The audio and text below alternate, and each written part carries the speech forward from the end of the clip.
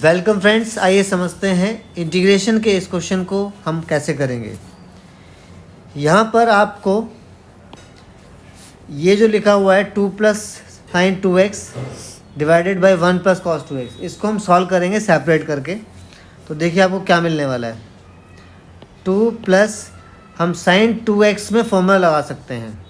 कौन सा फॉर्मूला लगा सकते हैं? Sine 2a is equal to 2 sine A into cos A. तो ये फॉर्मूला अगर हम साइन 2x में लगाएंगे तो हमें मिलेगा 2 sine x into cos x. ये साइन 2x की जगह हमने लगा दिया। अब नीचे डिनोमिनेटर में 1 plus cos 2a is equal to 2 cos square a, ये वाला फॉर्मूला लग रहा है। तो 1 प्लस कॉस 2x हो जाएगा 2 कॉस स्क्वायर एक्स। बच्चों ये जो फॉर्मूला है ना 1 प्लस कॉस 2a, ये आपको याद रखना चाहिए, बहुत बार यूज़ होता है। 1 plus cos 2a is equal to 2 cos square A और 1 minus cos 2a is equal to 2 sine square A, बहुत बार यूज़ होता है। तो यहाँ पर तो हम ये वाला लगा रहे हैं। अब इसको हम सेपरेट करेंगे। अच्छा, EX DX पीछे रहेगा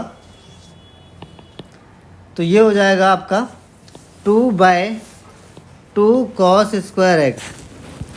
आप इस 2 कॉस स्क्वायर एक्स को एक बार 2 के नीचे लिखें, एक बार 2 साइन एक्स कॉस एक्स के नीचे लिखें। 2 sine x cos x divided by 2 cos square x into EX DX। अब देखो यहाँ पे 2 से 2 कैंसिल हो गया, यहाँ पर भी 2 से 2 कैंसिल हो गया और कॉस एक्स से कॉस स्क्वायर कैंसिल हो गया। तो आपके पास क्या बचा? 1 बाई कॉस स्क्वायर एक्स। अगर इसको मैं न्यूमरेटर में लिखता हूँ तो ये लिखा जाएगा सेक स्क्वायर एक्स प्लस, यहाँ पे देखो नीचे एक कॉस एक्स बचा हुआ है, ऊपर साइन एक्स, तो ये हो जाएगा tan x। अब देखो यहाँ पर आप चाहो तो एक डायरेक्ट फॉर्मूला लगा सकते हो, या फिर EX को दोनों से इंटू करके बाई पार्ट भी लगा सकते हो। मैं आपको दोनों तरीके से बता देता हूँ। एक तो इस स्टेप को मैं आगे यहाँ पे डायरेक्ट बता देता हूँ। राइट साइड में देखो, when ever you have fx plus F dash x into EX DX, ठीक है। आपके पास EX और साथ में ब्रैकेट में एक हो fx और एक हो एफ डैश एक्स।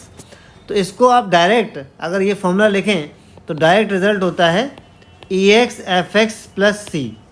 ये डायरेक्ट यूज़ कर सकते हैं। तो इस हिसाब से इसका आंसर आ रहा है, देखो ये tan x है और ये सेक स्क्वायर x है। तो tan x का डेरिवेटिव हुआ सेक स्क्वायर एक्स, यानी कि ये आपका fx हुआ और ये आपका एफ डैश एक्स हुआ। तो आप डायरेक्ट इसका आंसर लिख सकते हैं। इसका डायरेक्ट आंसर आने वाला है, तो क्या था इसका आंसर? EX fx, यानी कि EX और fx आपका इस क्वेश्चन में क्या है? tan x। तो EX into tan x plus c।